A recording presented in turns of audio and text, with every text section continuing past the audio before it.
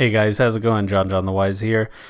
Before we start this video, I just wanted to talk about our fan-made Cyberpunk Discord.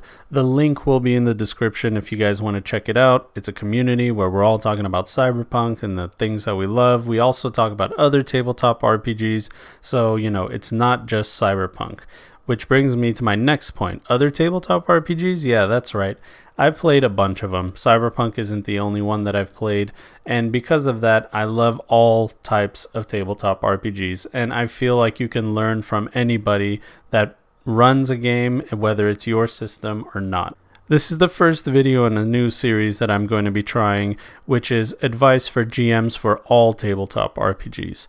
I know that they'll probably be more biased towards Cyberpunk for the obvious reason, but really these are just aimed for people that are starting their game. There's a lot of things that I learned from veteran game masters and from new game masters. There's things that you can learn from everybody. Once you close your mind to the outside, your writing just suffers greatly from it.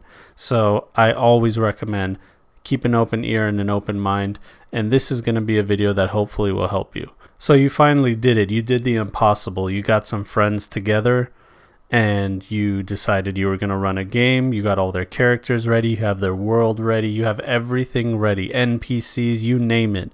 We're ready to play. But you can't shake this feeling that you're just not ready. You're not ready. You need something. You need something to give you some confidence, to make you feel like if you were to start, that it would be a perfect session and there won't be any snafus or anything like that. Everything's going to go exactly the way it's supposed to. Well, I have a perfect solution for you.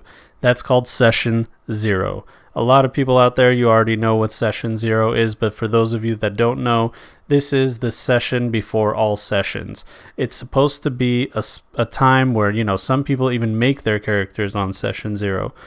In my opinion, your Session Zero, everything should be prepared, and this is just you testing out the system, the players, how they play, what they like, what they don't like, and Session Zero is going to assume you have all that. You're nervous. You don't know if you're going to do well. You don't know if the rules are going to flow. So you just want to do a test run with the same players that are going to be playing in your campaign.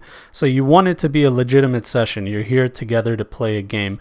But this session is going to help everybody get acclimated to each other, to the system, and for you to feel no pressure. This has nothing to do with your main plot, your main master story. It's just something that may be an offshoot, or maybe it's like a prologue, something that leads to the main story. But either way, it's one of those where it's no pressure. Now, I'll let you guys in on a secret on how I do my Session Zeros, and I feel like I have a complete plan that can probably help you. Some people have the advice to say, just run a one-shot. Well, a one-shot is all well and good, but that's more reading and more preparing, and you're done with preparing. It's time to play. Your players aren't going to wait for another few weeks for you to prepare this one shot.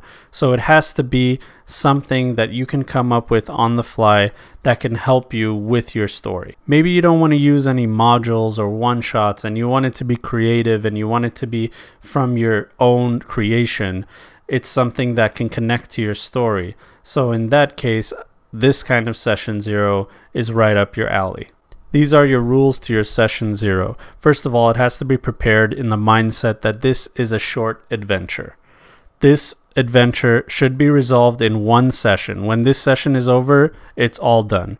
This session should have no impact on the major plot points or anything like that. This should be in its own, on its own. And in my opinion, if you have these three elements in your Session Zero, it is a complete session and you'll enjoy it. Number one, it has to have some type of roleplay element, whether it's role-playing with NPCs or with each other. There has to be a chance where the players are able to interact without any combat or anything. Number two, there should be a skill challenge. This is where players roll checks or something, it could be socially, it could be, traps, it could be anything, some kind of challenge where they use their skills and they roll. This will help you get acclimated to a new system quickly because you'll know exactly where you need to look for checks and stuff like that. Number 3, and probably the most important part, is you should have a combat encounter. Of course, you want to test out the combat system of this system, and what you'll need to do is to have a combat. The combat encounter should always lead to the climax or be the climax of the session. Everything should lead to this combat encounter, and shortly after the encounter, everything should be resolved. That way you can get everything there. There's tension, there's built up. The players know that they're going to fight. Once you get to the point, they're ready, they're geared to go. They've done their dice checks, they've done everything. And the story of this adventure, its climax should be the combat. So just to sum it up again, must be resolved in one session, must not have any major impact on the story, must contain roleplay, must contain a skill challenge, and must contain one combat encounter that will resolve the session. Next, I have some advice that isn't just for session 0. This is one of those things that, in my opinion, I've seen work really well, especially with people that you've never played with before. I've done the whole thing. I've done the full gambit of playing with people that I've never played, ran a game for them. They've never played. I've never played with them. So I have a little bit of experience with playing with strangers. Make sure that the PCs know each other. Maybe they've worked with each other in the past, or they have a common goal or something. Why do I tell you to do this? Because you can avoid a lot of awkward initial social interactions with people that don't know each other. One of the worst things you can do as a game master is tell your players that they're in a room together and you say, "What do you do?" First of all, if they don't know each other, they don't know the dynamic, a million things go racing in their head. So most people, they revert to things like, oh, I sit quietly and drink, or I'm by a windowsill smoking a cigarette, which is, loner actions. It's stuff where you're pushing away from the social interaction. And then now we have to try to finagle a way to get everybody friendly with each other. Well, you can avoid all that if they already know each other somehow. That's his cousin, that's his coworker. These two grew up together. Those three were in the same gang. Now they're ex-gang members, blah, blah, blah. There's so many ways that you can make it work. But this avoids all those awkward interactions because even if the players themselves don't know each other, their characters know each other, and they know what it's like to have a friend and talk to them and pretend like they're friends with somebody. And guess what? When you pretend you're friends with somebody and they pretend back, what ends up happening is you guys kind of become friends.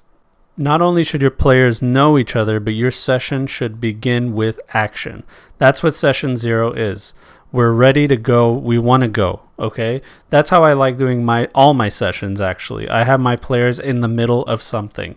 That way, they can actively just start playing the game. For example, you're all looking for your contact. He said he'll be wearing a red banded watch with a gold face, and he'll be smoking a Cuban cigar.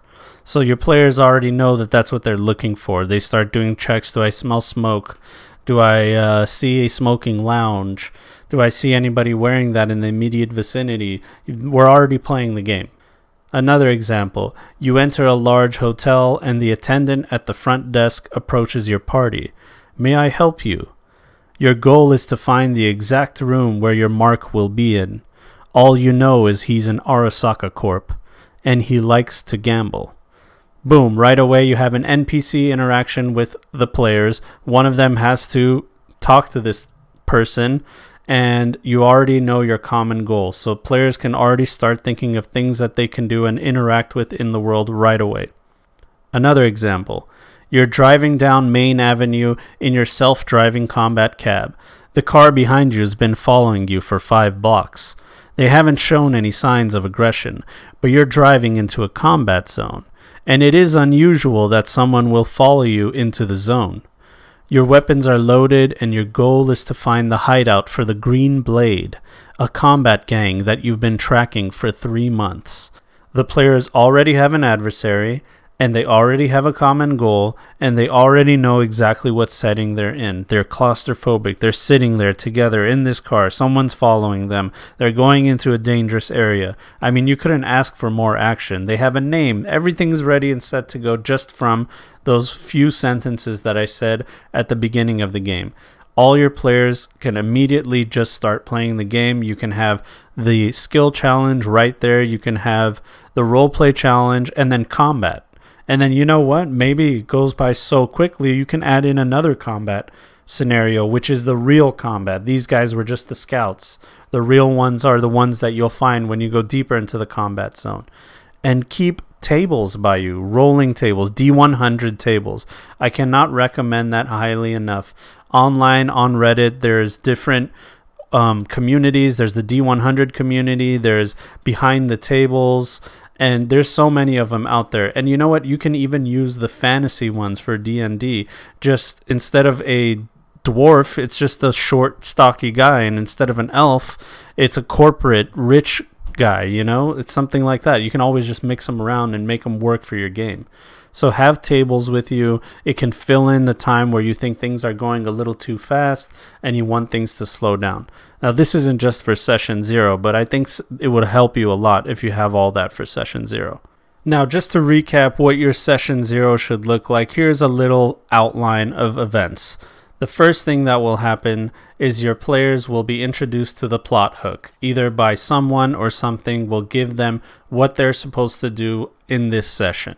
They'll get that, and then after that, the adversary should be introduced, whoever the bad guy is. This is the person they're going to have a combat encounter with down the road sometime, somehow. Well, after that, they do find the people that they're supposed to fight. It's the same people that you introduced earlier. They have the thing that the players need to get. They fight them, they get the thing, and then they return to base. Returning to base, you can add some events or anything in between that area if you think that the session is going too quickly. Otherwise, if you planned it perfectly, they get to where they need to go, the session ends, hopefully on a cliffhanger that you can introduce session 1 into, or it can also be an enclosed session and just a button on it. You can start the session 1 weeks and months after whatever session you've started.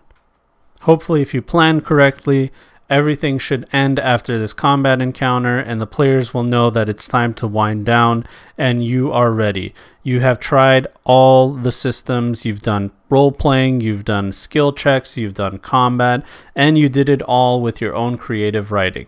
So you're ready for session 1.